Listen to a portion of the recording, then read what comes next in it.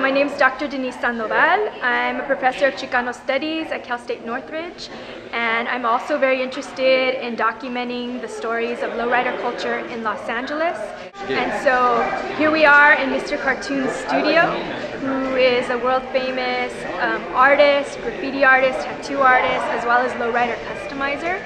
And what we have here, right, is a 1959 Chevy Impala. Lowrider culture is so much part of East Los Angeles history, and it also really shows how Mexican Americans use their cars to express their identity but also build community. And it's really part of our cultura Chicana and really represents sort of the family, pride and respect, brotherhood, canalismo, and corazón, heart. Because lowriders, they always talk about that a true lowrider rides from the heart.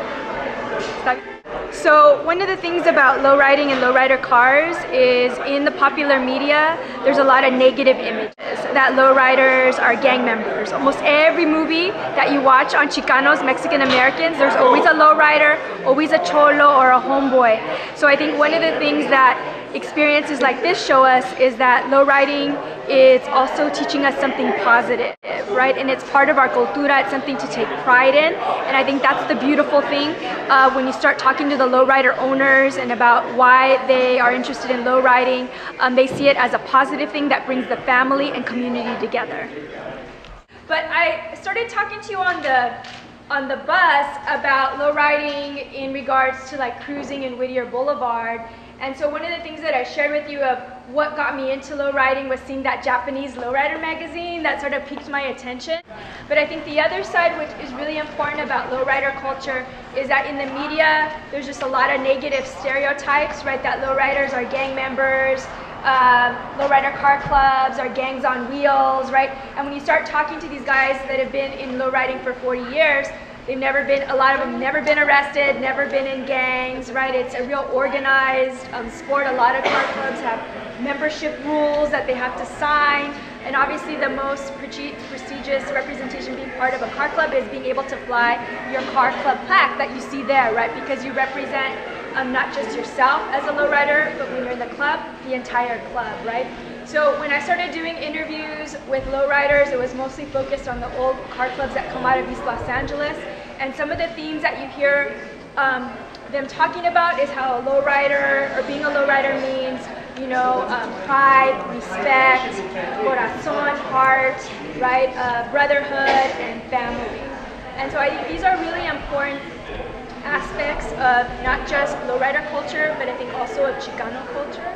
And so I think these are really important aspects of not just lowrider culture, but I think also of Chicano culture.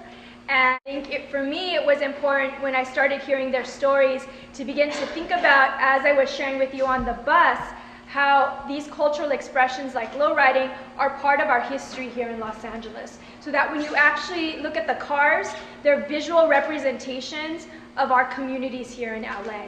And what it means to be Mexican American. And so when you sort of think about, we were talking about the car as sort of representing the American dream, well, cars actually allow you mobility, right? Mobility out of your communities. And so when people are looking at your car, they're looking at you, right? They're looking at your community as well.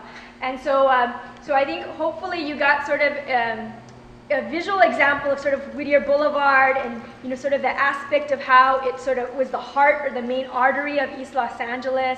And Cartoon will talk about sort of how he came into lowrider culture, his role as artist and now businessman. And as I mentioned on our trip on the bus, he's a member of Lifestyle Car Club that comes out of East LA and Montebello. So with that, I'll turn it over to Mr. Cartoon.